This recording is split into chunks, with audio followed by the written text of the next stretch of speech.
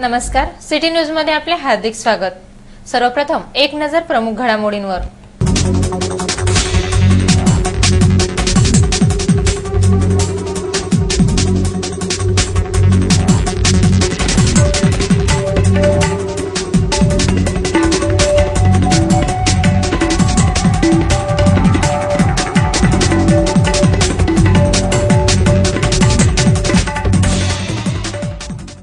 आता सविस्तर बातम्या।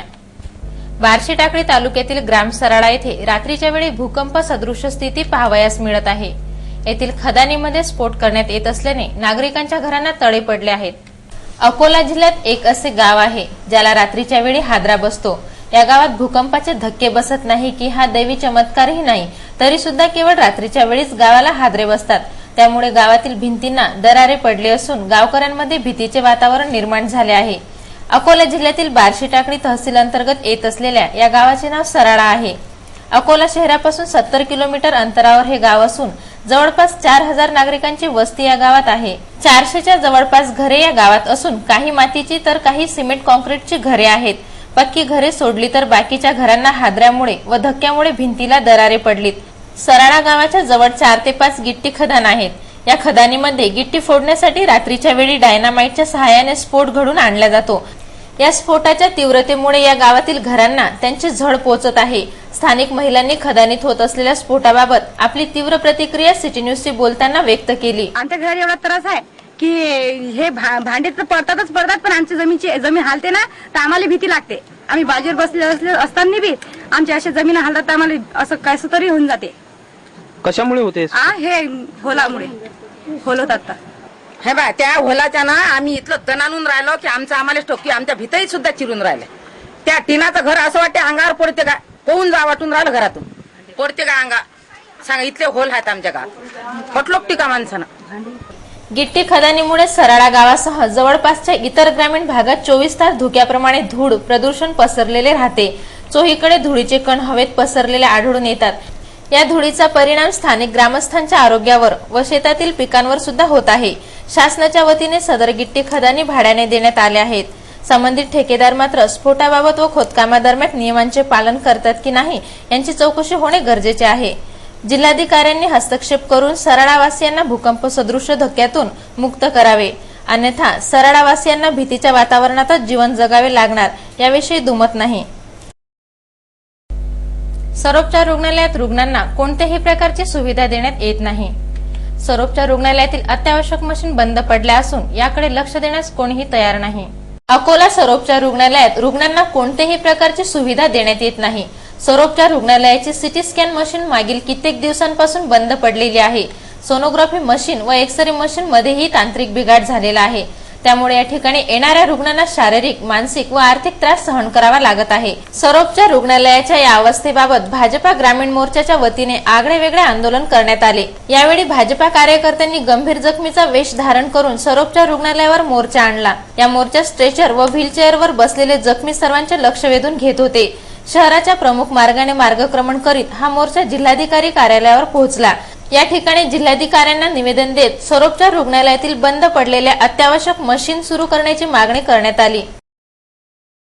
सिंधी कॅम्प परिसरातील गुरु नानक विद्यालयासमोर वॉल फुटल्याने हजारो गॅलन पाणी वाया जात आहे। मनपा प्रशासनाचे मात्र अक्षम्य दुर्लक्ष। अकोला महानगरपालिकेचे कर्मचारी संपावर गेले त्यावेळेपासून शहराची भकास अवस्था झाल्याचे पाहावयास मिळत आहे। वास्तविक पाहता 5 महिन्यापासूनचे थकीत वेतन मिळणे हे कर्मचाऱ्यांचे हक्क आहे आणि या हक्कासाठी करण्यात येत असलेल्या न्याय मागणीसाठी संपावर जाणे रास्त आहे। मात्र संपावर गेल्यामुळे शहराची साफसफाई, पाणी पुरवठा आदी अतिशय महत्त्वाच्या गोष्टी कोलमडून गेल्यात। पाणी हे जीवन आहे, त्यामुळे ते अनमोल आहे। त्याची जपणूक करणे प्रत्येक नागरिकाचे कर्तव्य आहे, अन्यथा भविष्यात पाणी टंचाई सारख्या समस्येला तोंड द्यावे लागू शकते। सिंधी कॅम्प परिसरातील गुरु नानक विद्यालयासमोर असलेल्या वॉल फुटल्यामुळे त्यामधून लाखो गॅलन पाणी वाया जात आहे।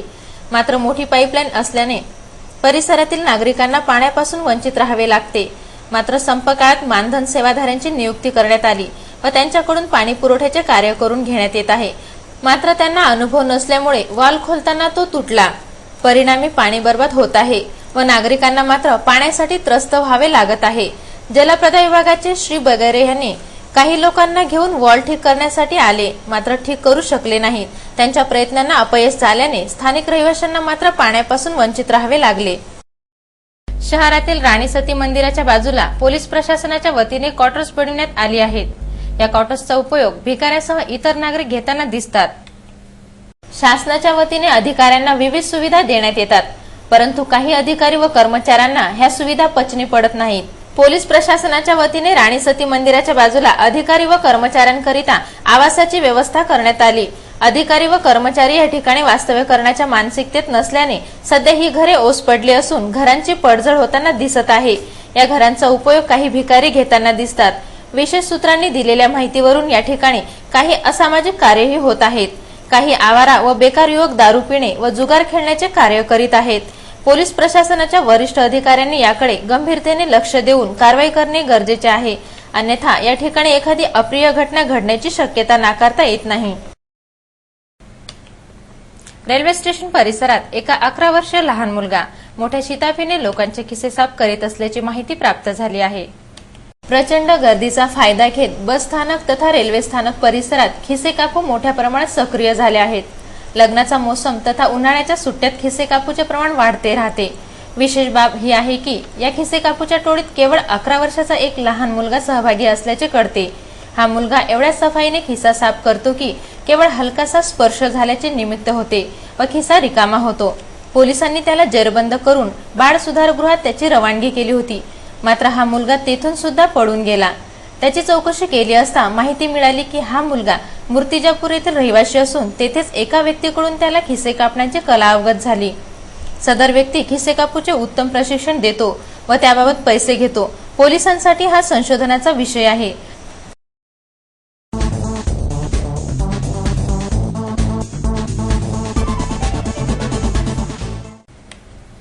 आता पाहूया बाळापूर आणि परिसरातील काही घडामोडी. हातमजूर तथा कामगारांसाठी शासनाच्या वतीने विविध योजना राबविण्यात येतात, मात्र संबंधित अधिकाऱ्यांच्या खाबुगिरीमुळे व निष्क्रियतेमुळे गरजू नागरिकांपर्यंत ह्या योजना पोहोचत नाहीत. परिणामी त्यांना अशा विविध योजनेपासून वंचित राहावे लागते. बाळापूर तहसीलमधील अनेक शेतमजूर अशाच प्रकारच्या योजनेसाठी संघर्ष करीत आहेत. वाडेगाव ते तुळगाव पर्यंतच्या रस्त्याचे खोदकाम करण्यात येत आहे. नियमानुसार खोदकामासाठी स्थानिक मजुरांना अग्रक्रमाने प्राधान्य द्यावयास पाहिजे होते, मात्र तसे न होता वाशिम जिल्ह्यातून मजुरांची टोळी आणण्यात येऊन त्यांच्याकडून काम करून घेण्यात येत आहे. विशेष बाब म्हणजे ज्या मजुराकडे जॉब कार्ड आहे त्यांच्याकडून काम करून घ्यावे असा सुद्धा शासनाचा नियम आहे, मात्र सदर नियमांची पायमल्ली या ठिकाणी होत असल्याचे बोलले जात आहे. बीडीओ तथा ग्रामसेवक यासाठी कारणीभूत असल्याचे आरोप यावेळी स्थानिक कामगारांकडून होत आहेत.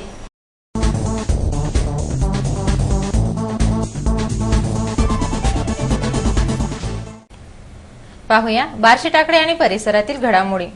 काही दिवसापूर्वी झालेल्या वादळ वारा व अवकाळी पावसामुळे संपूर्ण बार्शी टाकळी परिसर हादरून गेला होता. अवकाळी पावसामुळे स्थानिक नागरिकांना प्रचंड उकाड्यातून सुटका मिळाल्याने दिलासा वाटला, तर प्रचंड वाऱ्याच्या प्रचंड वेगाने स्थानिक रहिवाशांचे मोठ्या प्रमाणात नुकसान झाले.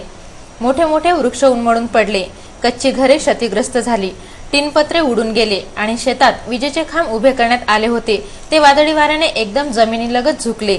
जमिनीपासून केवळ 5 ते 6 फूटच लांब राहिला. विजेच्या तारांमुळे मोठी दुर्घटना होण्याची शक्यता निर्माण झाली असून शेतकऱ्यांमध्ये भीतीचे वातावरण निर्माण झाले आहे. वीज वितरण कंपनी मात्र याकडे लक्ष द्यावयास तयार नाही, त्यामुळे वरिष्ठ अधिकाऱ्यांनी याकडे गांभीर्याने लक्ष देणे गरजेचे आहे.